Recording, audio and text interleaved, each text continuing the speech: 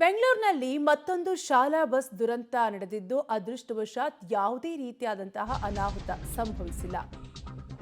ಬೆಂಗಳೂರಿನಲ್ಲಿ ಮತ್ತೊಂದು ಶಾಲಾ ಬಸ್ ದುರಂತ ಸಂಭವಿಸಿದ್ದು ಪದೇ ಪದೇ ಈ ರೀತಿಯಾದಂತಹ ಘಟನೆಗಳು ನಡೀತಾ ಇದೆ. ಬಸವನಗುಡಿಯಲ್ಲಿ ಸ್ಕೂಲ್ ವ್ಯಾನ್ ಕಾರು ಮುಖಾಮುಖಿ ಡಿಕ್ಕಿಯಾಗಿದೆ.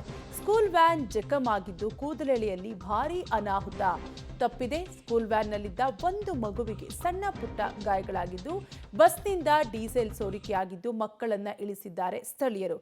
ಒಟ್ಟಾರೆಯಾಗಿ ಬೆಂಗಳೂರಿನಲ್ಲಿ ಮತ್ತೊಂದು ಶಾಲಾ ಬಸ್ ದುರಂತ ಸಂಭವಿಸಿದ್ದು ನಿನ್ನೆ ತಾನೇ ಶಾಲಾ ಬಸ್ ದುರಂತದಿಂದ 2 ಅಮಾಯಕ ಮಕ್ಕಳು ತಮ್ಮ ಪ್ರಾಣವನ್ನ ಕಳೆದುಕೊಂಡಿದ್ದು ಇವತ್ತು ಕೂಡ ಒಂದು ದುರಂತ ಸಂಭವಿಸಿದ್ದು ಆದರೆ ಯಾವುದೇ ರೀತಿಯಾದಂತಹ ಅನಾಹುತ ಸಂಭವಿಸಿಲ್ಲ.